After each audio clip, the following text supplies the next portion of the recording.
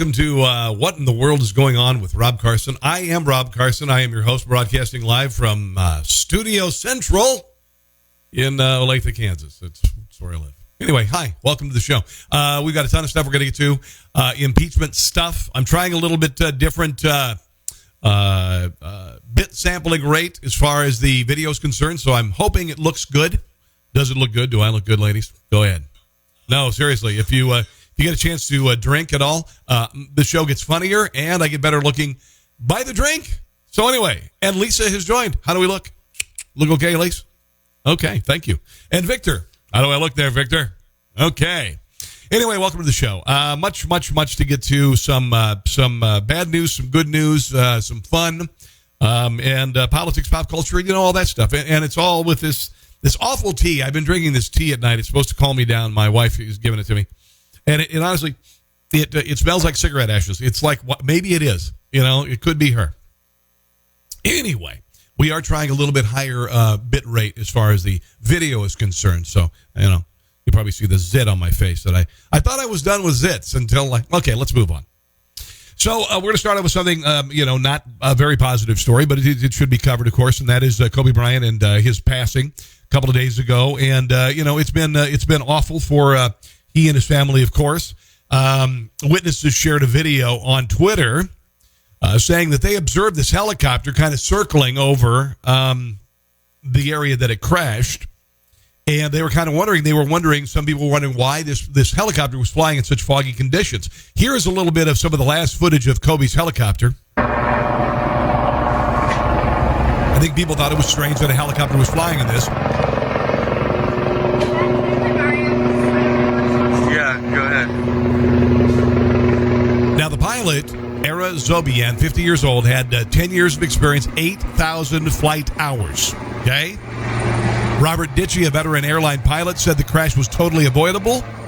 And on the part of some people, I can go so far as to say it was irresponsible. That's what he is saying. But people are noticing that's the last footage of the helicopter before it unfortunately went down. And that was the end of unfortunately of Kobe Bryant and his daughter. But some people are saying that there was nothing but pilot error involved. So you know what? I don't know anything about it, to be honest, but it does kind of sound that way, and common sense would tell me maybe that's what happened. But that was the last footage of Kobe Bryant and his daughter in their plane with 7 other people, including the pilot. So it's sad.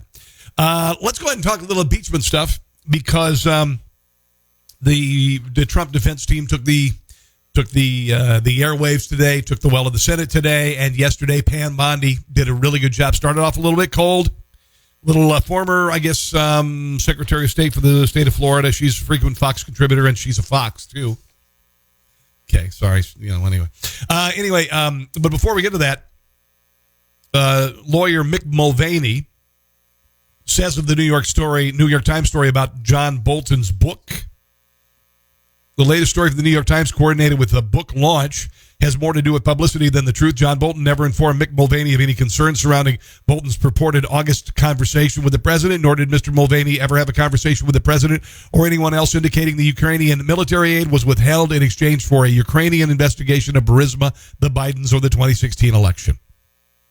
Furthermore, Mr. Mulvaney has no recollection of any conversation with Mr. Giuliani resembling that reportedly described by Mr. Bolton's manuscript, as it was Mr. Mulvaney's practice to excuse himself for conversations between the president and his personal counsel to preserve any attorney-client privilege. So, obviously, John Bolton wants to sell books, and the New York Times wants to destroy Donald Trump. So, consequently, it's headline news. But by looking at some of the faces of Democrats in the Senate today, they didn't look like the book was really the end-all, be-all.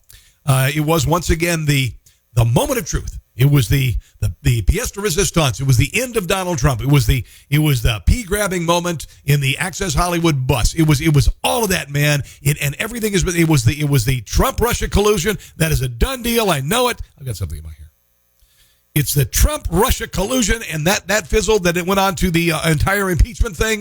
The charges changed as it went through the House, and it became something completely different. And now that they're in the Senate, they want to drag up all sorts of new witnesses and new evidence, even though they said everything they needed was in the House case presented, signed, sealed, and delivered in a partisan fashion to the Senate. How was that? Huh? Hi, Lou. Hi, Marty. Hi, Mike. Welcome to the show. So, Biondi, this is when she kind of started. A little bit of a cold fish on the beginning. A little bit nervous. Here is just the beginning of her talking about the Bidens in Ukraine today. When the House managers gave you their presentation, when they submitted their brief, they repeatedly referenced Hunter Biden and Burisma. Now, this is in the House. They spoke to you for over 21 hours, and they referenced Biden or Burisma over 400 times. And when they gave these presentations, they said there was nothing to see. It was a sham. This is fiction. In their trial memorandum, the House managers described this as baseless. Now, why did they say that? Why did they invoke Biden or Burisma over 400 times? Okay, so, she was kind of, okay, here the microphone's being weird again. 1, 2, 3, 1, 2, 3, 1, 2, 3, 1, 2, 3, 1, 2, 3. I apologize. My microphone has been really weird, and now I'm probably going to have to buy a new one. Gosh darn it. Anyway, that's Pam Bondi starting off her testimony. Not bad, talking about the mention of Biden and Burisma and how they mentioned it plenty during the House impeachment proceedings, and I think it was to kind of soften people up and make them feel like there was nothing to see here. They said it so many times that there was nothing to see here. Here Pam Bondi is talking about how much Hunter Biden made. Now, I want you to think about this. Hunter Biden, there's no evidence that he actually went to Ukraine. There's no evidence that he knew anything about the oil and gas business. He was put on the board of Burisma after Joe Biden was supposedly there in the Ukraine, named by President Obama as a liaison to fight corruption. And a couple weeks later, his son gets a no-knowledge, big pay job. Here's a little bit of Pam Bondi talking about Hunter's big money for doing nothing. The typical board member of these Fortune 100 companies, we know they're titans of their industry, they're highly qualified, and as such, they're well compensated. Even so, Hunter Biden was paid significantly more. This is how well he was compensated. So Hunter Biden is paid over $83,000 a month,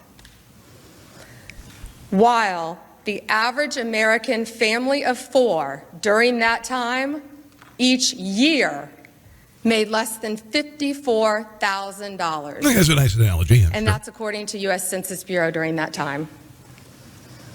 And this is what's been reported about his work on the board.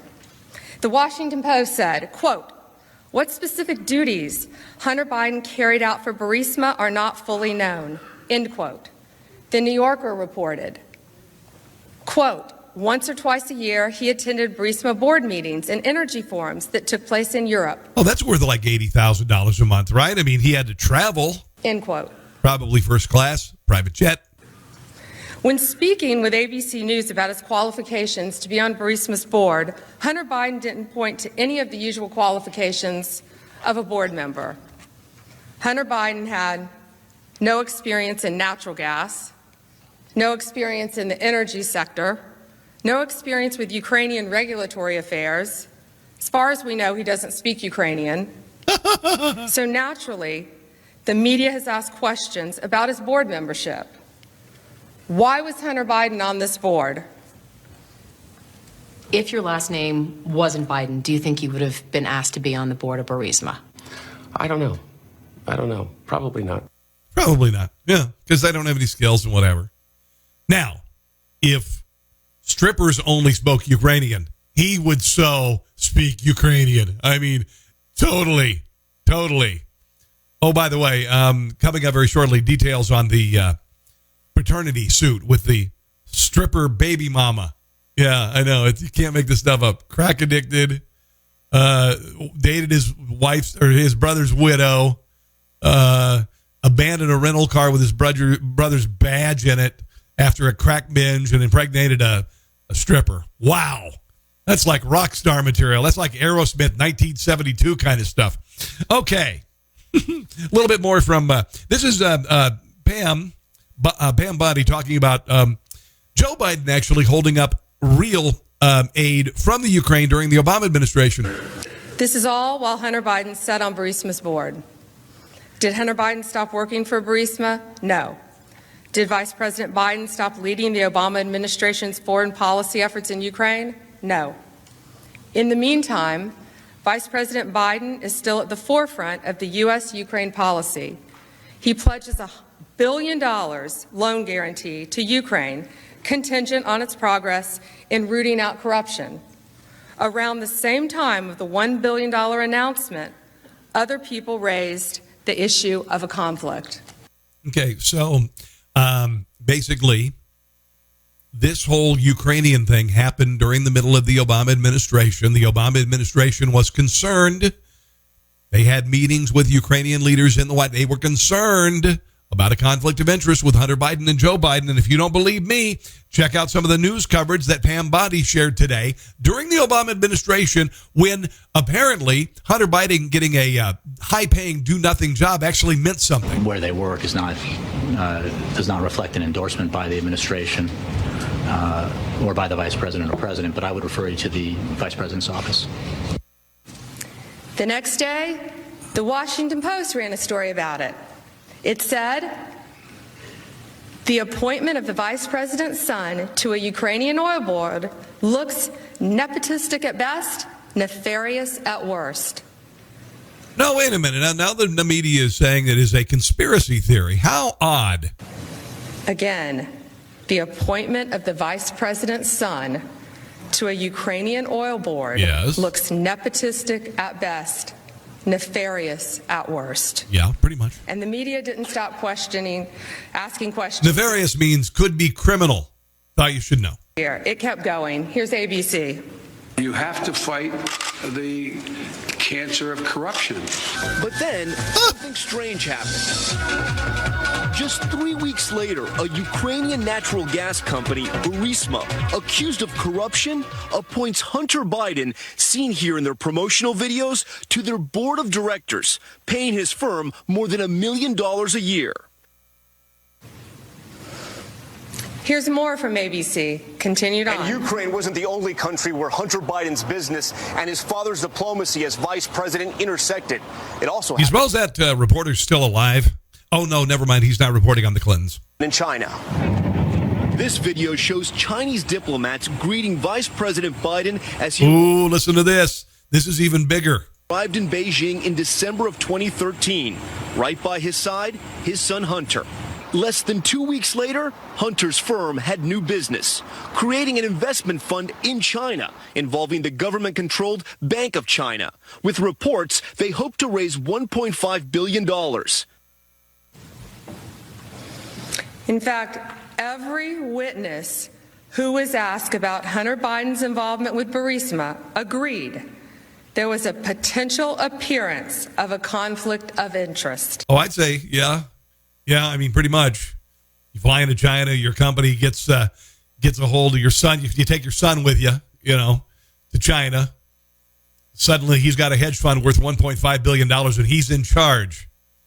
You thought it was dangerous with him in charge of natural gas. Can you imagine a guy in charge of a $1.5 billion hedge fund, high on crack and impregnating prostitutes? I mean, could you imagine a worse combination? It makes Wolf of Wall Street look, like nothing.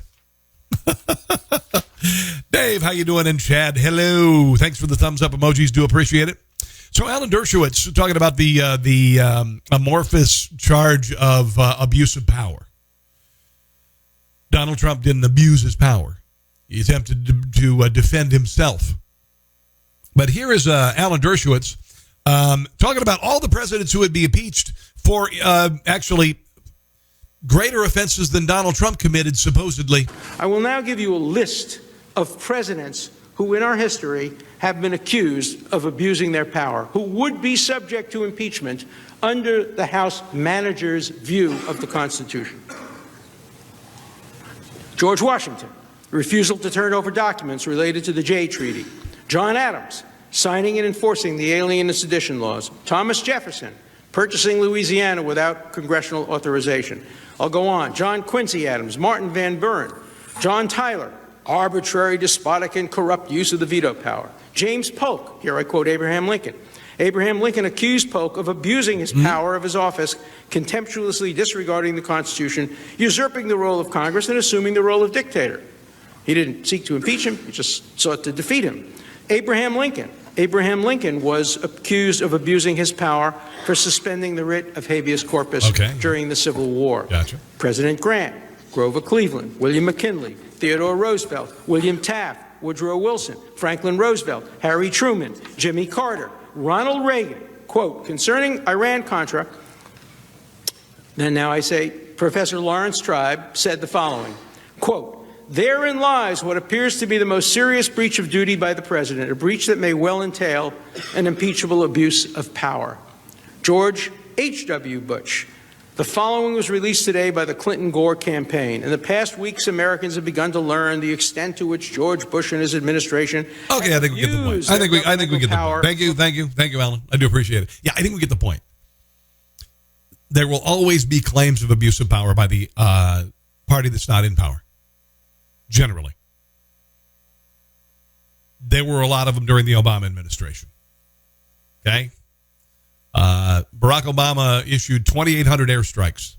Donald Trump's pales by comparison, and one of them he actually went out of the worst terrorist in the world, and the media still ate him alive for it. What I'm trying to say is that now that we've made something, and this entire impeachment process has been based on a fallacy, on a second-hand hearing of a phone call between the President of the United States and the President of Ukraine, where the transcript was released, and Democrats chose to interpret the conversation as a quid pro quo when there was none. That's what this is all about. It's not about John Bolton's effing book, okay? It's not about Joe and Hunter Biden, per se. It's about corruption in Ukraine. Now, if you want to bring in all the witnesses, John Bolton, then I want to see Hunter Biden. I want to see Joe Biden. I want to see Adam Schiff. Because I know this was an inside job, and he had his hand in it, since day one of Donald Trump's presidency.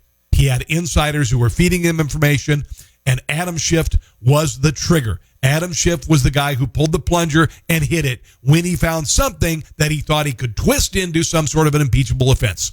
That's what I believe, and I believe that will come out. Every time I show the podcast to people and I talk about barbecue, they'll mention pit barrel cookers. You got a pit barrel cooker. I got two of them. Okay, I've got a classic, which is about 15 gallons, maybe 20 gallons, big, good size. Not as big as a giant drum, but big. And you can use it as a smoker, slow cooker, grill. You can do corn on the cob. You can do ribs. You can do pork butt. You can do whatever. All you got to do is get the meat hooks, get the grill, get some of the accessories, and you're set. When I moved to Kansas City, there were a ton of different grills to choose from, and there was one that I looked at. One smoker, one cooker, one grill that I looked at, and I went, wow. And it was because of its simplicity, and that is pit barrel cookers. Learn more at pitbarrelcooker.com, pitbarrelcooker.com, will you? Because you must, I'm just going to say, if you don't know the ways of the smoke, you need to learn the ways of the smoke. You need to learn how to use time, T-I-M-E, to make awesome Q. And by the way, barbecue is barbecue and grilling is grilling. Grilling is when you grill a hamburger above a flame on a grate. Barbecue is a whole different ballgame. And I know this because I'm quite proficient. Thank you. Roger in D.C., thank you for joining me. Larry, hello, welcome as well. Let's talk a little bit. We'll play a little bit about, how about a little bit of Ken Starr? A little bit of Ken Starr. Ken Starr, was a lawyer for the prosecution in the Trump, or I should say in the Bill Clinton impeachment trial. Here's a little bit of Ken Starr saying that impeachment is hell. Like war, impeachment is hell. It was exactly like war. I mean, I think in war is pretty darn bad, and I don't see a lot of bodies and exploding mines and stuff in the Senate. Just saying, it is, it might be hell, but At least presidential impeachment is hell. Those of us who lived through the Clinton impeachment, including members of this body, full well understand that a presidential impeachment is tantamount to domestic war, albeit thankfully protected by our beloved First Amendment, a war of words and a war of ideas. But it's filled with acrimony, and it divides the country like nothing else. Well, and it does in this case because it's purely partisan.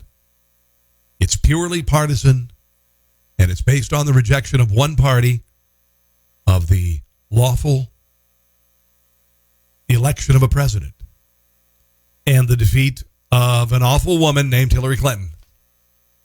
Here's a little bit more of Ken Starr. He's saying that we are entering a new age, kids.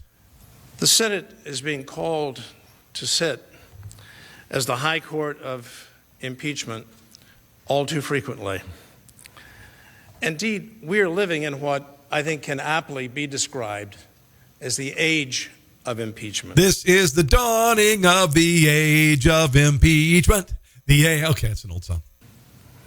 In the House, resolution after resolution, month after month, has called for the president's impeachment. And that has happened for the entire length of Donald Trump's presidency.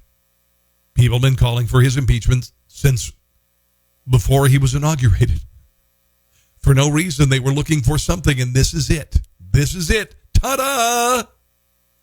And I'm going to tell you, if this happens the way that I think it's going to happen with this acquittal in a big way, a rejection of this nonsense, I'm hoping that this will reverse the possibility of this happening again, no matter who's in power. Okay. Finally, I think we'll wrap things up in the impeachment thing with Pat Cipollone. He is a lawyer for the defense of Donald Trump, talking about Democrats, and did a little flashback to the last impeachment trial. And you know what's really shameful, actually, is the last impeachment trial was more than 20 years ago, and these people are still in office. That's the thing that really, these jerkweeds should be back on the farm or wherever they came. But of course, they're lifelong politicians, so you can go 20 years between trial, and it's still the same cast of characters. We've made three basic points. One, all you need in this case is the Constitution and your common sense. You just look at the articles of impeachment. The articles of impeachment fall far short of any constitutional standard, and they are dangerous. And if you look to the words from the past, and let's look at those words that I think are instructive, as I said last night. They're instructive because they were right then and they're right now. By the way, when you see Jerry Nadler or whatever the hell, whoa. And I'll leave you with some of those words. There must never be a narrowly voted impeachment or an impeachment supported by one of our major He was way over 35 PSI there. parties and opposed by the other. Such an impeachment will produce the divisiveness and bitterness in our politics for years to come. Well, you kind of like that now. And will call into question the very legitimacy of our political institutions. This is unfair to the American people. Oh, yes. By these actions, you would undo the free election that expressed the will of the American people in 1996. And in 2016. In so doing, you will damage the faith the American people have in this institution and in the American God, these people are still in Congress. democracy. You will set the dangerous precedent that the certainty of presidential terms, which has so benefited our wonderful America, will be replaced by the partisan use of impeachment. Probably shouldn't have eaten before this. Future presidents will face election, then litigation, then impeachment. Well, that's pretty much what you're doing. Hold on. Let me hear that again. This is just choice. This is beautiful. Partisan use of impeachment. Future presidents will face election, then litigation, then impeachment. Well, I think that's pretty much what's happened the first 3 years of Donald Trump's presidency. Thank you, Zoe Lofgren. God, will you just retire? The power of the president will diminish in the face of the Congress, a phenomenon much feared by the founding fathers. Oh, please. This is a constitutional amendment that we are debating, not an impeachment resolution. The Republicans are crossing out the impeachment standard of high crimes and misdemeanors, and they are inserting the words any crime or misdemeanor. Well, at least there wasn't a crime with Donald Trump. We are permitting a constitutional coup d'etat, which will haunt this body and our country forever. Pretty much. They pretty much forget like the next day. Oh, this guy's just choice. Bob Menendez. I warn my colleagues that you will reap the bitter harvest of the unfair partisan seeds you sowed today. The Constitution. This is probably before he started going to Lolita Island or whatever that island was that Jeffrey Epstein had. Used to travel on the Lolita Express to go to, what was it, Sex Island? I don't remember. No provision for impeachment is a way to protect our government and our citizens, not another weapon in the political arsenal. I expect history will show that we've lowered the bar on impeachment so much. Yeah, I think we can all agree those are hair implants. We have broken the seal on this extreme penalty so cavalierly that it will be used. I don't know if we should use broken the seal when you deal with Bill Clinton and Monica Lewinsky. I'm just saying. It's a routine tool to fight political battles. You suppose? My fear is that when a Republican wins the White House, Democrats will demand payback. And I'm thinking that's what we're seeing right now. Is it payback from 20 years ago? Ask those guys. They made this into a career. Should have never been a career. Go to Washington, D.C. and stay entire life. Unbelievable. Hello, Joanna. Gina and Tim and Robin. Hello. Welcome to the show. New details from a Gallup survey on satisfaction said race relations and the position of minorities under Trump are far higher than they were under President Barack Obama, the nation's first black president. So race relations and the position of minorities is better under Trump than Obama. Man, is Donald Trump bad at being a racist. I mean, he sucks at being an anti-Semite. He's an anti-Semite, right? I mean, making Jerusalem the recognized capital of the state of Israel by the first president ever. He must sit in his office and go, my God, what am I doing wrong? I'm an anti-Semite. I should know not to do that. What am I doing wrong? Why is black unemployment at an all-time low? Why are race relations better? I'm trying to tear apart the country because I'm a racist and I'm a sexist and I'm a homophobe and I'm an anti-Semite. Oh, no, those are just the things the media says about him. And they're all not true.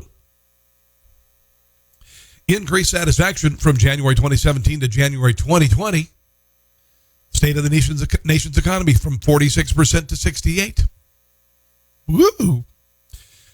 Nation's security from terrorism, 50 to 68%. This is from Donald Trump's inaugural month to now. So the before is Obama, the after is Trump. Nation's military strength and preparedness from 66 to 81%. And by the way, Elizabeth Warren says she's going to cut the military. State of race relations, 22 to 36%. Better, not perfect. Nation's policy to reduce or control crime from 38 to 47%.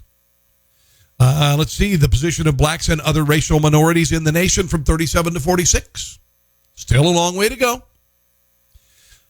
The way income and wealth are distributed in the U.S. from 35 to 43, whatever that means. And the opportunity for a person in this nation to get ahead by working hard from 66 to 72. And you should. Black support among GOP, 34%. No, black support up for Trump to 34%. Okay. So I was in a car with an Uber driver this morning, need a ride to work. Because I got potholes, flat tire, and a whole deal. And, watch this. The opportunity for a person in this nation to get ahead by working hard is improved from 66 to 72%. And I talked to this guy today. And he was working in the fast food industry, KFC, Taco Bell, Pizza Hut, all this stuff, And he said, I'd worked 20 years for that. And I said, screw it. I was making more money for my boss than I'd ever make. And so he got out of it. So what does he do now?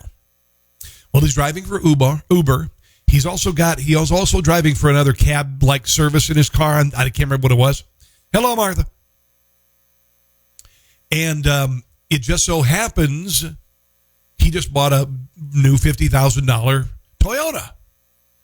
And he just bought another, $36,000 Kia. And I'm like, this guy's buying new cars, $50,000 cars, $80,000 worth of cars. And he's driving Uber. No, he's doing it, man. He's doing it. He's got a plan. He drives different customers, different times of the day. He has his weekends off. He drives for a couple different services a month. And that man is making well in excess of six figures. You can do it. You can do it. You can do something outside of your comfort level. Okay? This is my comfort level. I'm going to admit something, and I used to be ashamed of it. But I couldn't find a job in radio because some people in radio have kind of shut me out. Thank you very much. And I moved myself to Kansas City with my family for a radio job, and I was fired 2 years into a 3-year deal because I made too much money. And so I'm not going to uproot my family again for radio. So I had to do something. And my wife said, I'm leaving you. You got to get a job. I said, what do you want me to do? She says, sell effing cars. And she didn't say effing. So I did it. It's not my favorite thing to do. It helps me come to you because I'm making enough money that we bought a house. Do I plan on doing this for long? No. Because this is what I do right here. By the way, details coming up on the network that this show is going to be on. Okay, let's talk about Don Lemon. Don Lemon on CNN, not the brightest bulb in the world, and kind of a little snob. And he shows his snobbiness. I'm going to share this here real quick. Hold on. Here's Don Lemon. He had a panel, a bunch of smug douchebags on there, including anti-Trump Republican Rick Wilson. Here is Don Lemon and the elites at CNN making fun of Trump voters. And obviously, it's false. And look, he also knows deep in his heart that Donald Trump couldn't find Ukraine on a map if you had the letter U and a picture of an actual physical crane next to it. He knows that this is, an administration defined by ignorance of the world. Okay, all right. The punchline, Don, not that funny. A picture of a U and then a U and then a picture of a crane. He wouldn't be not that funny. And so that's partly him playing to their base. And Don always gets drunk on New Year's Eve on air. I wonder about tonight. Playing to their audience, the credulous boomer rube demo that backs Donald Trump. The credulous boomer rube demo that backs Donald Trump. How snotty. How perfectly snotty of him. That wants to think that Donald Trump's a smart one and y'all elitists are dumb. There you go, kids. That's what they think of you. And you know what?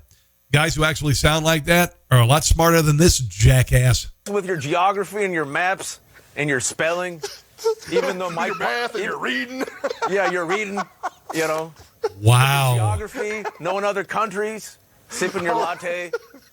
All those lines on the map. Hold on. I'm going to make this a little smaller because I want to shred these people. I'm going to do Shreddy Shredderson. Okay. There we go. All right, let's go ahead and play some more of these jerks. So here we are. Let's back it up a little bit. Here we go. Your geography, knowing other countries, sipping your latte. All those lines on the map. You are so stupid, you people out there in flyover country. Yeah, you guys are so stupid. You don't know, man. You know what? The people in flyover country is the reason why Hillary frickin' Clinton isn't president. Only them elitists know where Ukraine is. Oh, that's funny. I apologize. That is funny. But by the way, oh my God! But you know what? Wow. It was Rick's fault. I blame Rick. But all, look at how much fun we had at the expense of people who actually do all the work in the country. Blame what NPR should do. Why not? Sorry, hold on. Wait. Can I tell give you me a second. Hold on. Sorry. Really wasn't that That was funny. good. Sorry. Rick, that was a good one. No, not. It really wasn't. So It really wasn't that good. Let's get back to business. I think you're either drunk or high. To be quite honest, I just think you're either drunk or high. Hello, Heidi. Hello, John. Welcome to the show. You know, this is what they think of you. And you know, I got to tell you, some of my relatives and some of my friends sound like that, but they're not stupid. They're not stupid. They're a lot smarter than Don Lemon, who once thought that an airliner that disappeared over the ocean might have been sucked into a black hole. He actually said that on the air. That's how stupid he is. Okay. Hunter Biden has agreed to pay his Arkansas baby mama child support. That's nice. Including 14 months retroactively, thus successfully avoiding mandatory court appearance on Wednesday in Arkansas. The 49-year-old and London Roberts, London, L-U-N-D-E-N. And that's not even her stage name. I don't know what her stage name is, but London, 28, finally hashed out the terms as Biden will pay an undisclosed amount each month starting February the 1st. There you go. Hunter Biden. Now, where has Hunter been? Hunter has not been around very much, and I think it's because he's afraid he might be being called to testify. Here's a report about that from the UK Daily Mail. Where is Hunter Biden? Daily Mail TV has exclusively learned that presidential candidate Joe Biden's son is reportedly prepping in case he's called as a witness at the impeachment trial for President Trump. We turn now to Kayla Brantley, who joins us in our New York newsroom with more. And Kayla, do we know where Hunter is? Well, Jesse, according to a source close to the Biden family, Hunter is allegedly holed up in his LA home and taking no chances when it comes in his Hollywood home to the impeachment trial. He's been going over every detail in preparation of being a potential witness. If witnesses are permitted during the impeachment Senate trial, Republicans have said they will call Hunter for questioning about his time serving on the board for a Ukrainian natural gas firm. So he suppose Hunter is sitting there and he's quizzing himself and he's doing everything he can to learn because he knew absolutely nothing about Ukraine. He knew absolutely nothing about the gas and oil industry. And now he's got it's like, okay, Ukraine, U-K-R-A-N-E, Ukraine. Oh, God. And Jesse, Trump has been asking where's Hunter since October when he first tweeted it. Now he's even selling Where's Hunter t-shirts on his campaign website, which is only adding to the pressure that Hunter is already facing. Hunter seems to be in hiding for now, though, staying in his $2.5 million Hollywood Hills home with his Thank you, Burisma. All right, we know you'll keep us posted on Hunter and his involvement. Oh, Hunter. Would you want to be that? Would you want to be that your dad is so famous that you can get rich? Would you want that? Would you feel successful in life? I mean, I don't know. It's obviously bought him a lot of hookers and coke. Oh, boy. Oh, here we go. Oh, this is fun. Vermont is the first state in the country to start doing, are you ready for this? Emojis on license plates. What do you think about that? If passed, the bill in Vermont would allow Vermont to be the first state in the U.S. to allow emojis as options for car license plates. So you could, just put a series of little, I'm really mad and concerned and silly and in love with you. I guess that's what you're saying, the car behind you. So you thought it took, a long time for you to figure out a complicated vanity plate. Can you imagine this noise right here? Anyway, Rebecca White, a Democrat who represents the district in east central Vermont, along with the border with New Hampshire, decided that they wanted to, they wanted something kind of interesting. And they looked at Queensland, Australia that did it. And they started doing emojis on license plate. And for a fee of $340, you could add vanity plates with emojis on them. So there you go. So the bill doesn't specify which of the 3,019 official recognized emojis would be options, but presumably those details will be debated by their House, and we'll see what happens. I know one emoji you probably wouldn't want to put on your license plate. I'm just saying probably Mr. Drunk emoji would probably not be the best emoji to have on your license plate. I'm just saying you probably want to not go with Mr. Drunk emoji when you get the license plate. Okay. Couple more stories here. Coming up in just a second. In just a second, there is a university, and now several universities around the country, that are actually tracking kids, I should say adults going to college who were in high school living with their parents a couple of years ago, being tracked by their phones going to class. You cool with that? Or skipping class? Okay? But before I do that, let's talk about Dots Pretzels. Dots Pretzels are the best pretzels. Whenever I show my podcast to people at work, and anybody who sees this, Dots Pretzels, they go, those are the best pretzels ever in the history of mankind. I freaking love those pretzels. And I'm telling you guys, people don't get excited about pretzels very often. But when you show somebody, particularly right here in this area, in the Kansas City area, you got Dots Pretzels, they know it. They know the product. And when they've tried them, they've gone, holy crap, these are the best pretzels ever, ever, ever. So ask for them at a store near you if they're not there. Say, hey, man, you know how I could get some Dots Pretzels? You ever hear of those? They're made in North Dakota, and they're made in the Kansas City area, and they're made in Arizona. And they're spreading nationwide like wildfire, and they're friggin' amazing. Look at the emojis I'm getting on Facebook right now. All the people who love Dots Pretzels, am I right? They're the greatest pretzels in the history of mankind. They really are. They're awesome. So ask for them at your grocery store if they don't have them. If they do have them, buy the heck out of them because they're awesome. All right? And then I might also add, if you want to order them online, you can go to dotspretzels.com, dotspretzels.com. What I would suggest is that you order them by the bunch, okay? Buy several bags. Don't just buy one bag. Buy a bunch of them because you're going to want them. You've got the Super Bowl coming up. I don't know if that's going to get your Dots Pretzels delivered to your house if you don't live near a place where they are. But I'm going to tell you, that big game, I should say, is coming up on Sunday. You're going to want some Dots. Now, coming up, the world's coldest inhabitable place. I'm going to share some video. It's nuts. Why you should not park in front of a fire hydrant, and what historical figures of the past would look like today. And these are pretty cool. These are actual professional renderings, and it's, wait till you see Abraham Lincoln. Oh my God, Abe Lincoln today. Wow. So the University of Missouri, they're requiring students to download an app that measures and enforces class attendance by tracking their location. The app's called Spotter, uses a range of sensors and connects to campus Wi-Fi, allowing officials to know when students are entering and leaving classrooms. Really? Really? Although administrators claim the app has shown to improve grades, it does give them the ability to see attendance patterns for students of color or out-of-state students for retention purposes. I don't know why that's important. Spotter launched in 2014. Holds a special place at the University of Missouri basketball coach, and as it was created by former basketball coach Rick Carter. Didn't know that. Indiana University assistant professor Kyle M. Jones told the Washington Post these administrations have made justifications for surveilling a student population because it serves their interest in terms of the scholarships that come out of their budget, the reputations of their programs, the statistics for their schools. That's interesting. What's to say that the institution doesn't change their eye of surveillance and start focusing on just minority populations or anyone else? Students should have all the rights, responsibilities, and privilege that an adult has, so why do we treat them differently? And that's exactly right. Just because you're a student doesn't mean you should be surveilled.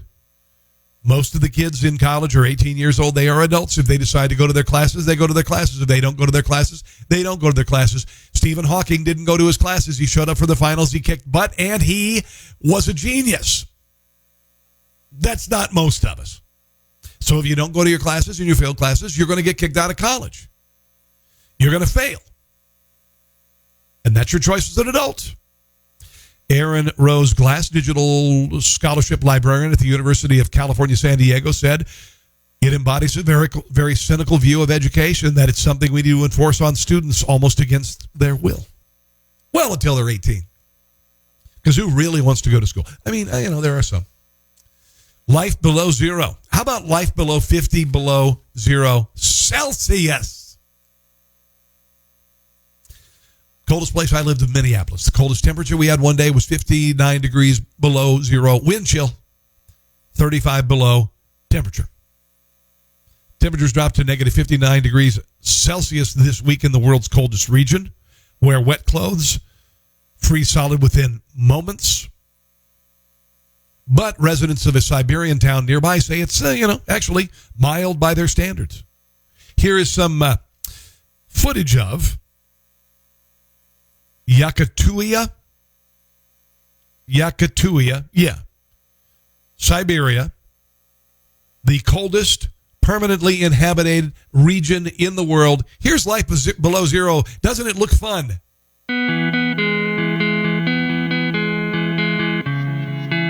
Hey, if we're going to eat, we might as well eat outside. I mean, it's only negative 59. Watch the noodles.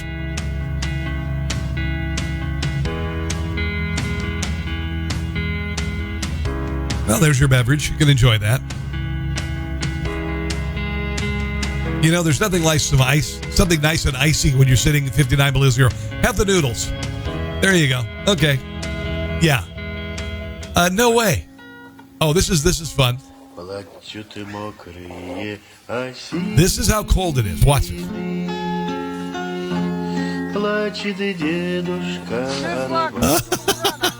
No way. No.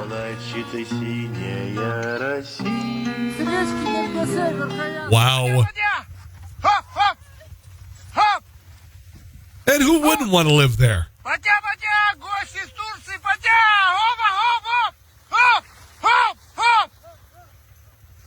Let's go off to where there's nothing. And there's the boiling water into the sky. That's what happens. Turns into ice before it hits ground. Okay. You can do that actually in Minneapolis. School teacher Galina Daydova, the part of the community you saw washing clothes. Apparently, in the same region, there's a rumor vodka, you can never freeze vodka. Well, apparently, there you put vodka outside, and I'm sure that's probably what that guy was just eating. Vodka freezes. Vodka freezes. Why you should never park your car in front of a fire hydrant. Crews in Camden City, New Jersey, called out to a house blaze on Saturday. Minivan blocking access to the fire hydrant, so they had to improvise.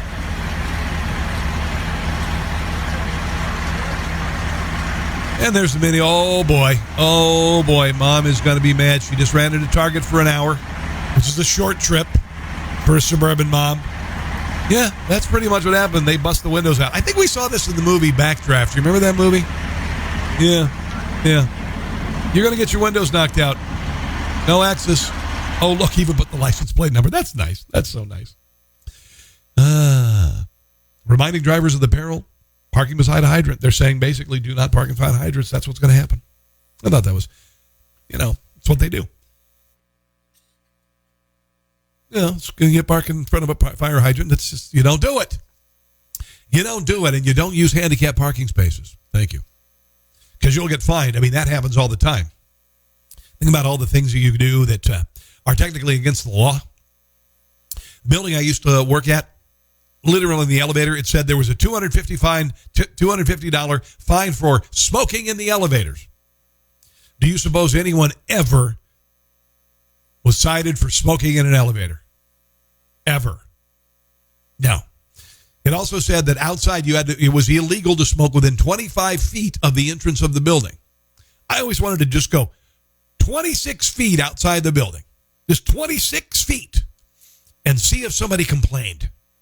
And then say, I'm legal. Or better yet, if there's somebody called the police on you. All right. It's about time for me to go. If you get a chance to, go to patreon.com, patreon.com. See that right there?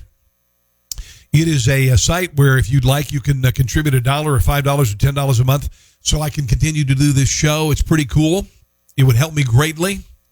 I did release some details on where I'm going to be broadcast nationally as far as my podcast is concerned, but we're hammering out details.